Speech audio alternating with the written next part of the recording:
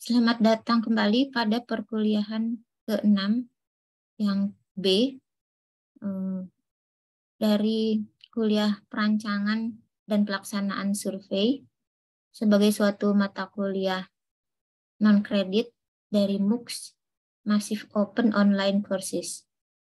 Berikut ini adalah lanjutan dari video 6A yang membahas mengenai penyajian data secara numerik dan secara visual.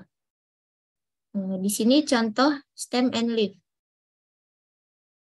Ini adalah contoh penyajian data secara visual dan tapi bisa juga disebut numerik karena bilangan data itu akan tetap terlihat pada grafik stem and leaf. Di sini adalah contoh data yang sudah diurutkan. Di sini adalah urutannya dari besar ke kecil. Maka dari data ini bisa ditampilkan seperti gambar 1A. Jadi yang batangnya ini adalah puluhan.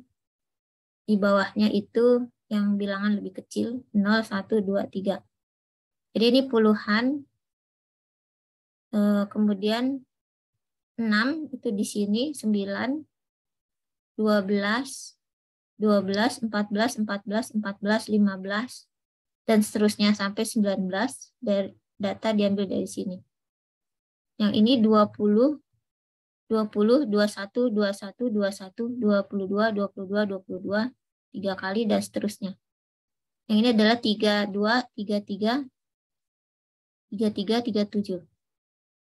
Untuk gambar 1B, puluhannya dibagi 2. Jadi untuk yang lebih kecil dari 5 dan 5 atau lebih besar. Sehingga gambarnya seperti ini. Yang di bawah 5 itu ada di bagian yang bawah. 12, 12, 14, 14, 14. Sehingga bilangan yang lebih kecil dari 20 tapi lebih besar atau sama dengan 15 ditulis di sini. Dan seterusnya. Ini hanya pembagian yang lebih kecil dari 5 dan lebih besar atau sama dengan 5. Namun walaupun seperti ini, keduanya menggambarkan data yang sama. Bisa stem and leaf display dapat juga dibuat seperti ini. Jadi yang sebelah kiri dan kanan.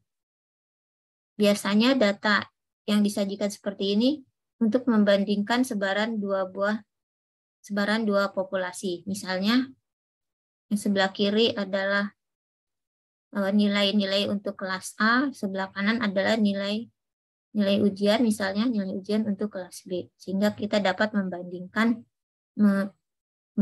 sebaran dari kedua kelas tersebut. Apakah cenderung sama atau tidak sama. Ini juga stem and leaf, namun ada mengandung nilai negatif, di mana ini hanya satu bagian saja untuk puluhan. Ini juga contoh dari stem and leaf.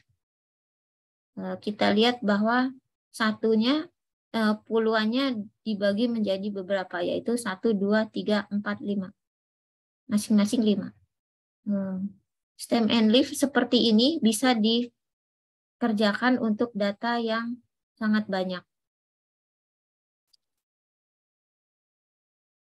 Sehingga sebarannya bisa terlihat semua. Apabila ini digabung akan panjang sekali. Oleh karena itu dibagi menjadi 5 bagian.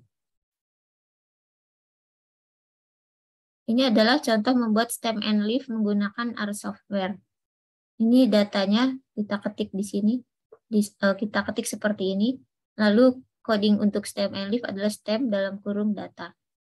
Akan keluar output seperti ini. Ini juga contoh membuat stem and leaf.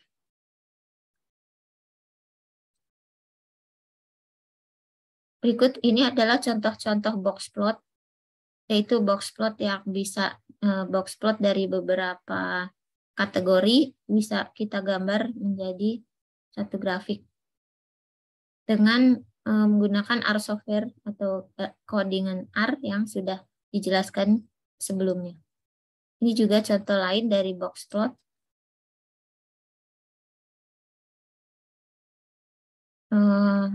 Kemudian ini adalah penyajian data secara visual untuk data kategorik. Untuk data kategorik, penyajiannya bisa menggunakan diagram batang, bar chart atau diagram batang, dan pie chart atau diagram lingkaran. Ini adalah contoh diagram batang atau bar chart. Ini bar chart motivasi belajar siswa. Ini yang rendah ada 23, yang motivasinya tinggi ada 77 siswa. Bisa juga dibuat seperti ini, laki-laki dan perempuan. Motivasi belajar rendah dan tinggi, ini untuk perempuan rendah dan tinggi. Ini contoh lain mengenai merek dari laptop yang biasa digunakan atau yang habis terjual. Kemudian ini diagram lingkaran atau pie chart untuk diagram batang ini. Ini juga contoh bar chart, contoh lain dari bar chart. Ini bar chart untuk 3 dimensi. Ini juga bar chart untuk 2 kategori yang digambarkan bersama-sama sehingga bisa melihat perbandingannya.